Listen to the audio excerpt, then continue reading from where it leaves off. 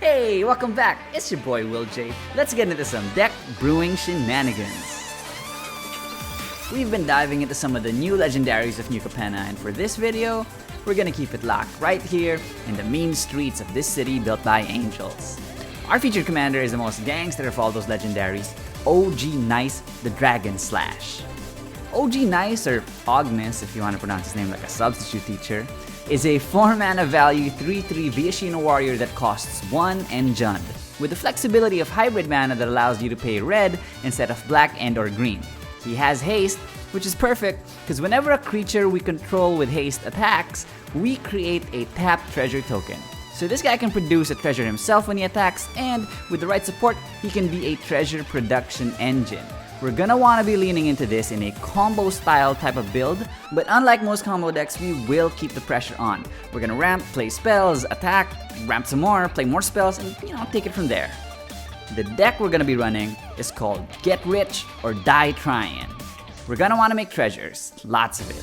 And this will probably get our opponents jealous, but don't switch your style up, because if they hate, then let them hate and watch the money pile up. We'll cover our usual themes of ramp, removal, and draw, but afterwards we'll also go over card choices for haste, treasures, payoffs, and something we like to call UVP or utilities, bombs, and pets.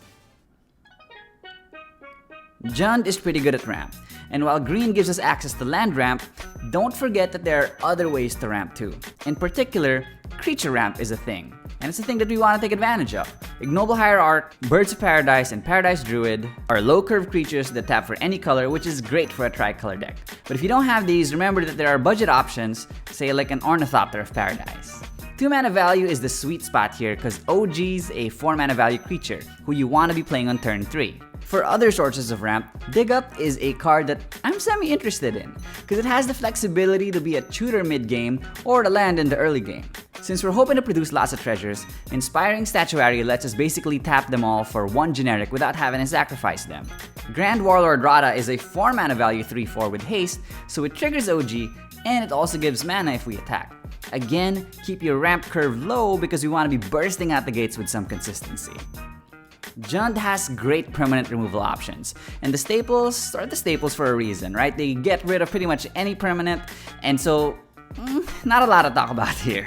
Jam your staples in, but if I may, I'd like to sell you on a couple of less played cards that might tickle your fancy. Windgrace's Judgment shoots down 3 non-land permanents at instant speed. Perfect for hitting a creature or like an enchantment, or you can even make a friend if you don't blow up anything of theirs. Cloth's Will is an instant speed board wipe and or artifact enchantment hoser. I like both of these cards because they play at instant speed, and if we're gonna be holding up treasures, I don't want to just spend those or sacrifice those unless it's absolutely necessary. Now for draw, there are a lot of options available to this color pie, and because treasures matter to us, Unexpected Windfall and Big Score are both instants that net us cards and creates treasures, while Deadly Dispute does that too at the cost of sacrificing a creature or artifact.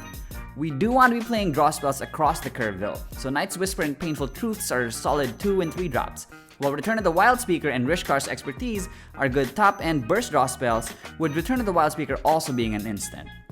Idol of Oblivion is sneaky good in this deck because each treasure token we produce can also draw us a card. OG rewards us for attacking with hasty creatures, and so we want to make sure that we can maximize this. Anger is a haste staple you'll see in many decks, but Crashing Drawbridge, Fires of Yavimaya, and Rhythm of the Wild all give our entire board haste. I like Rhythm too because it helps us fight back against control decks. Urabrask is surprisingly annoying because he taps down new creatures while also giving our board haste. And finally, love him or hate him, Das Boots are always a good option. If it means attacking with our mana dork, sometimes it might be worth it just to get that extra treasure. Getting rich though isn't a one-man operation. We need a whole crew to give the OG some help in being able to consistently produce that money. Bucknard's Everfull Purse is one of my low-key favorites because players are greedy. It comes out early and you're gonna get this thing back without drawing too much heat. Magda is also low on the curve and can get the treasure production going early. Fable of the Mirror Breaker produces a token that gives us a treasure when it attacks, and Captain Lannery Storm and Goldspan Dragon both produce treasures when they attack as well. Plus, since they have haste, if Ognis is out, attacking with them doubles up their treasure production as well. Jolene the Plunder Queen is a new card, and it gives us treasures for each opponent we attack. Plus, it combos with itself for some reason, in that whenever we create a treasure, we get to create an additional one. Tireless Provisioner creates treasures upon landfall. Ruthless Technomancer creates treasures when we sacrifice a creature when it enters the battlefield. And it also gives us a nice backup reanimator just in case we lose an important creature. Professional Facebreaker is another new card that gives our board the ability to make treasures. Plus, it has the added flexibility of being a card advantage engine. Actually, the more I read this card, the more it seems not fun to play against. I don't know, I got a bad feeling about it, but I'm leaving it in for now. A couple of big guns that I almost feel obligated to talk about when it comes to treasure production are Old Gnawbone and the newly printed Bootlegger Stash. They're high mana value cards with a high impact on the game, but they also have a high price tag for your wallet. If you have these, then great, more power to you, I'm happy for you. But if you don't fret. This deck can still create treasures at a frenetic pace even without these two cards, and you can even look at alternatives like Abraxas Bounty or Zayatora the Incinerator. Now that we have our treasure production going, what is the point of being rich and why are we dying trying to get it? Nadier's Nightblade and Mayhem Devil punish our opponents whenever a treasure of ours leaves the battlefield. The most powerful iteration of this is probably Marionette Master, who can deal 4 damage whenever we sacrifice a treasure token. Reckless Fireweaver is the opposite, in that it punishes our opponents whenever we have our treasure engines going. And Girapur Either Grid can start pinging our opponents down if we can keep a huge trove of treasures on the board.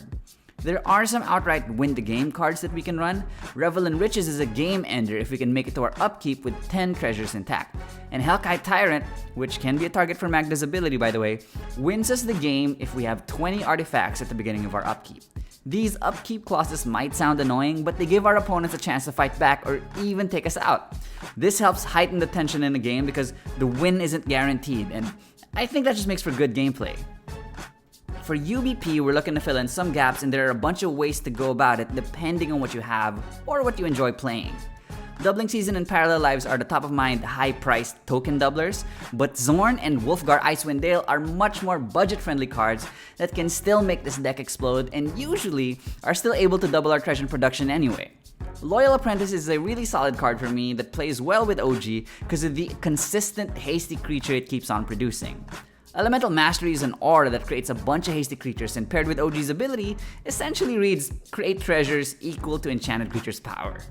And Stimulus Package is an interesting synergistic card in that it lets us create creatures at the cost of a treasure. It doesn't sound like much, but pair this with a haste enabler like Urabrask, and all of a sudden, you're snowballing treasures. Now, OG creates tap treasures, and Unwinding Clock allows us to untap artifacts on other players' untap steps. I didn't realize that the price of this had spiked so much, but hopefully you got yourself a copy from those 2018 precons. We have a lot of responses at instant speed, and we also have Girapur Either Grid, which can close games out when paired with this Unwinding Clock. In case the treasure payoffs don't work though, it's important we bring backup plans. That means bringing a giant X spell like a Torment of Hailfire is a good break glass option. Another option is bringing the premier Jund commander, Korvold, card advantage monster who can knock players out in one punch even without the benefit of using commander damage. Alternatively, Shatterfang, Ravenous Squirrel, and Mazrek are synergistic pieces that allow us to go wide and go tall if our treasure payoff cards stall. Finally, let's be responsible players and bring a copy of either Rakdos Charm or Riveter's Charm for some good old-fashioned graveyard hate. Get Rich or Die Tryin is a combo deck, even if it's one that doesn't go infinite. And when we have our pieces in place, it really puts our opponents up against the clock. I'll be posting the deck list in the description down below, but if you want to mix and match your cards at home, this build clocks in at 12 ramp spells, 8 removal, 8 draw, 6 haste, 10 treasures, 7 payoffs, 11 UBP, and 37 lands. And that does it for the episode. So just to take a moment here, I still can't believe that we've actually hit 100 subscribers. I know it's small and pretty meaningless, and in the grand scheme of YouTube, it's like, there are people with thousands, millions of subs, and so 100 is like nothing. But I don't know, for me, I don't even know if I know 100 people. So the fact that there are 100 people subscribed, it blows my mind. So yeah, I'm just thankful. And if you're watching this and you are subscribed, know that I am thankful for you. And if you're watching this and you aren't, well, I don't know. There's still a chance for you to make an impact on my life with very little to no effort on your end. Hopefully this video has helped you build your deck, or if you aren't the one building it, maybe share it with a friend who will. You can follow me on Moxfield. I'm also called Friends Win Ties over there. And hey, you might just catch me on Spell Table too. So until next time, again, thanks guys. Appreciate it. Let's try to get to 300 or something. I don't know.